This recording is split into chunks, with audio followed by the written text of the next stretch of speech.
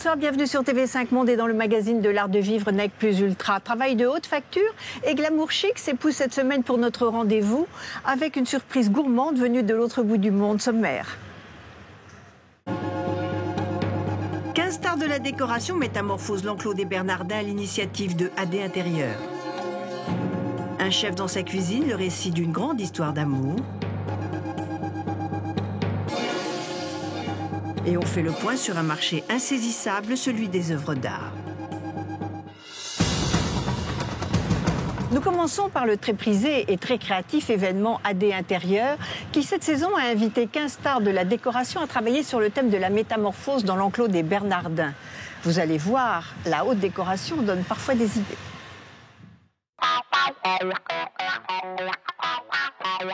Pour cette exposition, le magazine AD a imaginé une métamorphose à grande échelle. De la cuisine à la chambre, 15 décorateurs s'attaquent à cet hôtel et font de chaque espace une pièce unique.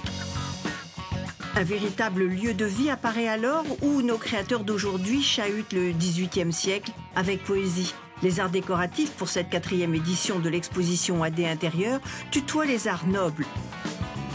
Il faut dire que Marie Calt a su choisir les meilleurs.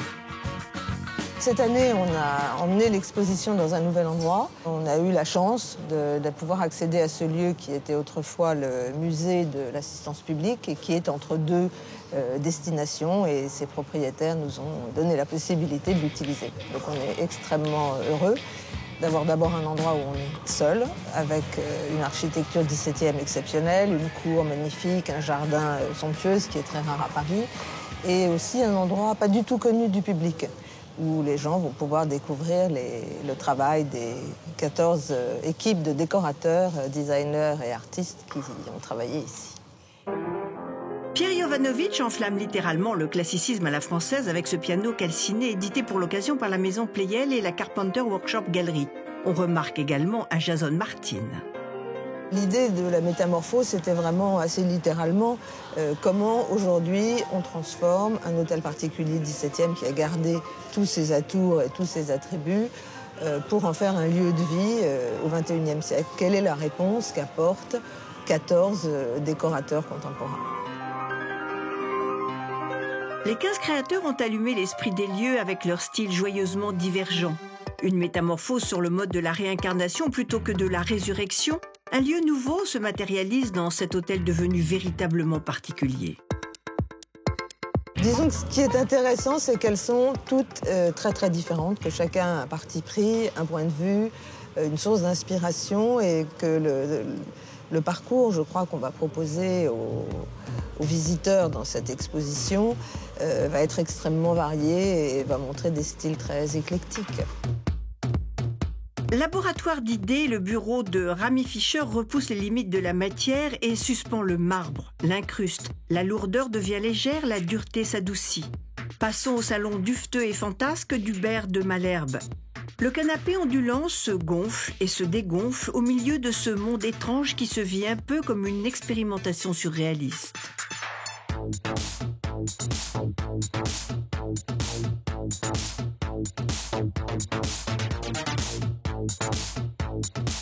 L'antichambre de Thierry Lemaire est le repère d'une femme élégante. C'est dans ce boudoir contemporain, lieu de toutes les métamorphoses, qu'elle va choisir un de ses visages dans ce miroir aux multiples facettes.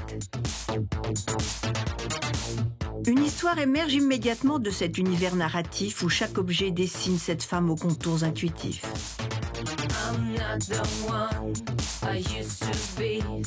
Avant de passer à la salle à manger, l'arbre à champagne de l'artiste néerlandais Tord Bonch fait éclore gracieusement quelques coupes. On entre alors dans une pièce aux allures de fumoir qui mélange les genres et transgresse les codes pour définir un art de vivre novateur. J'ai voulu jouer avec un matériau, de l'acier, avec une rouille naturelle, avec des plaques d'acier corrodées, et après retraitées, posées sur un mur qui est éclairé à l'envers, pour que tout ça flotte un petit peu. Ce qui m'intéresse, moi, ça a toujours été l'architecture, donc c'est les murs, les portes, les volumes. Ce qui m'intéresse, c'est comment on peut s'amuser à montrer des murs en 2013. Voilà. Je vais dresser une table pour montrer qu'on peut associer aussi bien un service Orloff du Vermeil Louis XV à un ensemble contemporain. Ça marche pas mal, c'est assez joli. J'ai vu une publicité pour un souffleur de verre, je trouvais ça formidable. Je lui ai fait souffler des énormes boules, comme des cratères. Il faut comme des bulles de savon magique. Ça enlève toute notion de volume. Ça va très bien avec le plafond classé de la maison. Chez Vincent Darré, c'est ce plafond aux poutres apparentes qui accueille les rêves du petit prince de cette maison enchantée. Les motifs s'entrechoquent et se répondent dans ce petit monde tapissé où les images abondent. Dans les univers infinis de cette maison, il y a aussi un jardin. Le cabinet d'Alberto Pinto répond à cet appel à la métamorphose et inverser les mondes, il ose. L'extérieur à l'intérieur, il transpose. Une garden party s'improvise sous un essaim de papillons.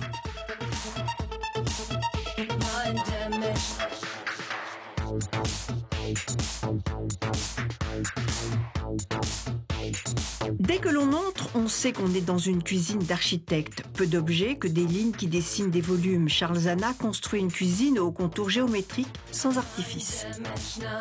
L'enclos des Bernardins n'a pas encore livré tous ses secrets. Il y a en ses murs un collectionneur qui a fait de son bureau un cabinet. L'architecte Christian Bicher compose ce lieu avec un talent qu'on ne peut qu'admirer. Maria Perguet, elle, incarne la métamorphose à travers des objets mutants. C'est l'idée en métamorphose, ce n'est plus les mêmes maisons, ce n'est plus les mêmes gens, mais on reste attaché à la beauté des choses anciennes. Vous savez, trouver en décoration des éléments qui se métamorphosent, qui ne soient pas de la terre cuite, etc., c'est un peu difficile, donc j'ai pris plutôt un thème.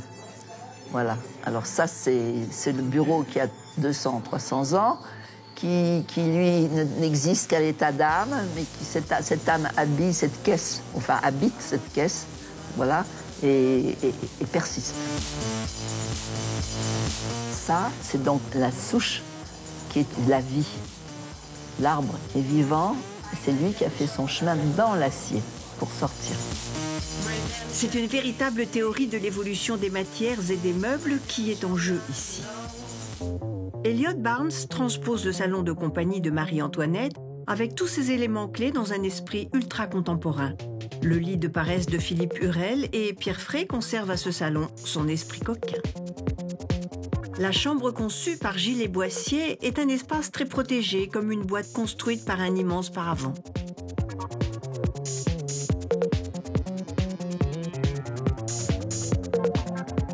Et cette fois-ci, c'est l'intérieur qui s'invite à l'extérieur avec ce jardin conçu comme un salon posé sur un tapis de gravier immaculé. La façade se reflète dans le prisme d'une sculpture monumentale d'Arik Lévy et achève avec panache ses hallucinantes métamorphoses. La Minute Gourmande se passe aux Maldives, je l'ai fait exprès pour vous faire rêver. Le chef s'appelle Maladie d'amour, ça ne s'invente pas et je vous jure que c'est son vrai nom. Il nous concocte un menu exotique et pas trop épicé. Quand on découvre l'hôtel The Residence aux Maldives, on a la sensation d'avoir atteint le bout du monde. Une escapade totale dans une nature magistrale. Une île pour vivre son idylle à l'abri des regards et où la passion se propage même dans les plats, contaminés par le chef indonésien dont le nom est tout simplement Maladie d'amour.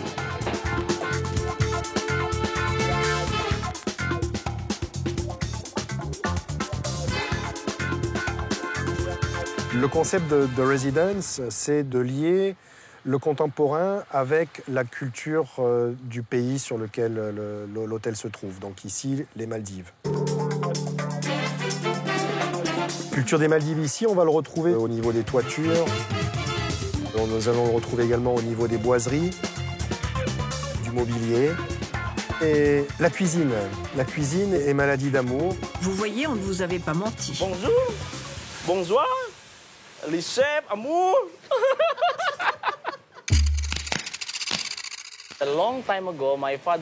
Il y a longtemps, mon père a lu dans les journaux l'expression « maladie d'amour » et c'est comme cela qu'il m'a donné ce nom. Et il n'en connaissait pas la signification, mais après avoir étudié dans les écoles d'hôtellerie, j'ai su ce que cela voulait dire et j'en ai informé mon père. J'aime ce prénom. Un nom qui suffit à embraser les casseroles. J'ai étudié l'hôtellerie de 92 à 95 à Jakarta. J'y ai appris la cuisine occidentale, la cuisine asiatique et aux Maldives, je fais aussi beaucoup de cuisine locale. Un bon plat se mange aussi avec les yeux.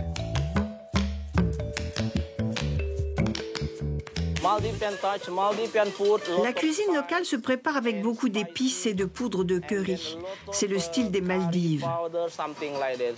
Comme nous sommes au milieu de l'océan, nous aimons aussi préparer des poissons frais, ainsi que des fruits de mer frais, qui sont de très bonne qualité, vous le savez.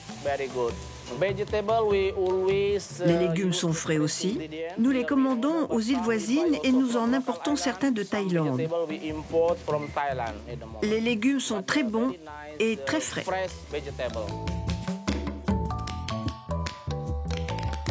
Ne vous méprenez pas, on est loin, très loin des îles Sandwich. Et ce tartare n'est pas non plus celui d'un bistrot parisien.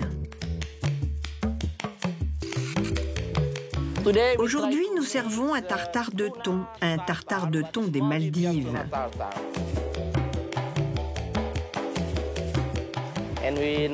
Et nous préparons des côtes de porc sautées avec également une touche locale. La Maldive Touch peut donner aussi des résultats surprenants. Et pour le dessert, il y aura des crèmes brûlées. Quand on regarde cette crème brûlée, on sait qu'on est loin de chez nous.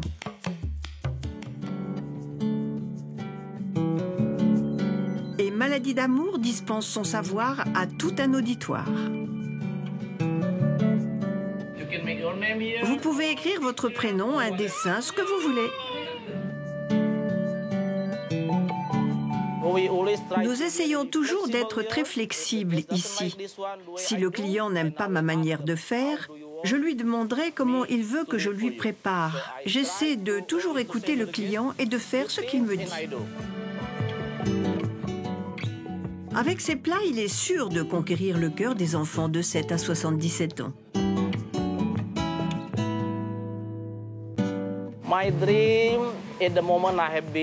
À partir du moment où je suis devenu chef, mon rêve est d'être un chef 3 ou 4 fois étoilé. C'est mon but.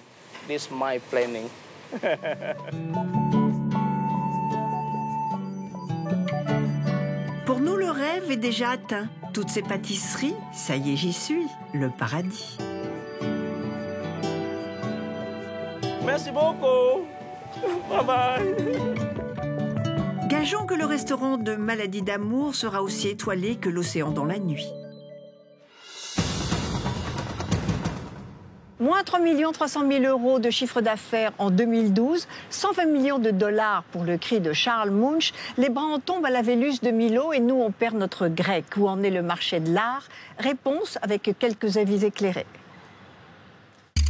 Aux amateurs et collectionneurs passionnés, les grandes foires internationales d'art et d'antiquité proposent des œuvres dont la cote est fixée par un bien mystérieux marché. Ce marché de l'art fluctue drastiquement au gré des insondables engouements fruits d'une orchestration complexe entre galeries, collectionneurs et commandes publiques. Que justifient ces bonds vertigineux et ces écroulements faramineux ? Il n'y a pas un marché, mais plusieurs marchés. Le marché de l'art asiatique n'est pas le même que le marché de l'art contemporain, qui n'est pas le même que le marché de l'art ancien.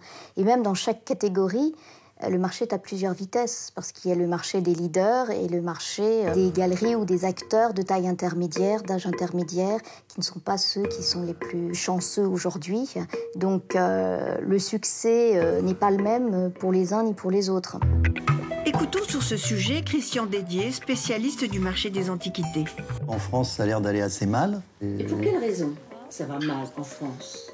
Le problème, c'est qu'on a des gros prix dans les ventes publiques et qu'on a une certaine clientèle qui achète en vente parce qu'il y a tout le problème du jeu de la vente publique déjà qui est important. Bon, il y a une certaine qualité d'objet, mais il y a aussi ce côté jeu, cette côté de montrer que l'on achète à un prix et qu'on a gagné contre les autres. J'ai vu des enchères faites par des Chinois où ils payaient un truc trop cher et après me disant j'ai acheté ce collier à ma femme tel prix, quand ma femme va se promener dans la rue, les gens vont savoir combien j'ai payé le collier, mais par contre, Les boucles d'oreilles que j'ai vues dans une galerie, je ne les ai pas achetées parce que personne ne saura le prix que j'ai payé. Tant mieux pour les ventes, tant mieux pour les vendeurs en vente, mais c'est vrai que ça nous pose un sérieux problème en tant qu'antiquaire. Le prix d'un artiste peut prendre 100 à 200% en un an, comme les perdre presque en un instant. Les prix normaux, ce ne sont pas des prix avec 6 zéros. La qualité d'un artiste ne se mesure pas à son prix. C'est vraiment ça qui est important. Un artiste de qualité n'est pas un artiste cher. La plus grosse proportion d'œuvres d'art vendues, ce sont des œuvres à moins de 3 000 €. Les prix faussent, en fait, le rapport à l'art. C'est-à-dire, si un article ne contient que des records, ça veut dire on pense que l'art contemporain vaut très très cher, que les artistes sont des rockstars et que ceux qui achètent ne sont que des milliardaires. Donc c'est un pan du marché, mais c'est le sommet de l'iceberg. Et il y a quand même une pyramide qui est beaucoup plus large que ça. Donc c'est vrai que ce qui est problématique, c'est le focus uniquement sur le top.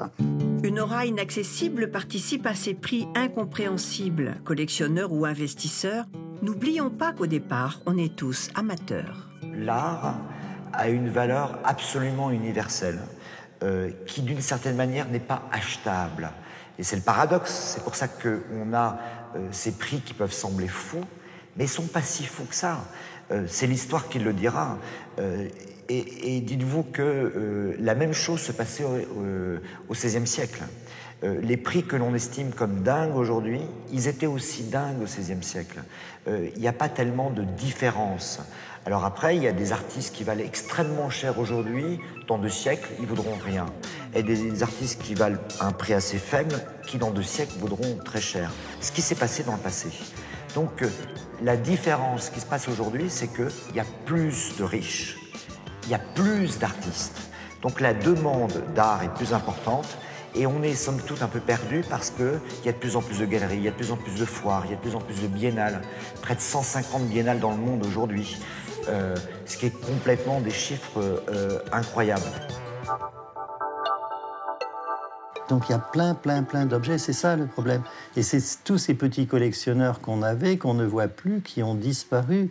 Avant, on avait tous ces collectionneurs, c'était eux qui nous faisaient gagner suffisamment d'argent pour payer les loyers, les frais d'entretien de la galerie. Et la grosse pièce, c'était le beurre supplémentaire dans les épinards.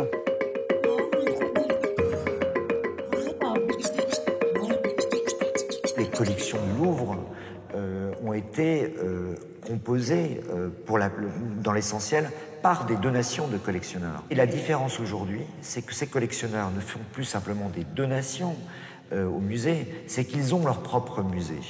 Et que quelqu'un comme François Pinault, quelqu'un comme Elie Broad aux États-Unis, ont aujourd'hui des pouvoirs par rapport à l'histoire de l'art quasiment aussi importants que les musées. Donc à partir du moment donné où des artistes comme Jeff Koons sont collectionnés par les plus grands collectionneurs du monde, ces collectionneurs ayant eux-mêmes des musées ou des fondations, il se trouve qu'ils vont aussi avoir un pouvoir considérable de consécration. Globalement, quand on regarde l'histoire de l'art, on sait qu'un artiste, entre guillemets, à la mode, dans une période donnée, il y en a 1 sur 3 qui restera après dans l'histoire de l'art. Mais en général, quand un artiste vaut très cher et est à la mode, c'est aussi quand même parce que l'artiste a inventé quelque chose qui n'existait pas avant dans l'histoire de l'art. Dans cet univers mouvant et envoûtant, quelle valeur n'est pas un leurre? Le meilleur conseil qu'on puisse donner à un collectionneur, c'est croyez en votre instinct, en votre regard, en votre envie, en votre désir. Il n'y a que ça qui a de la valeur. Et d'ailleurs, dans l'histoire tout court, dans l'histoire du monde, de la société, ce qui a de la valeur, c'est le désir.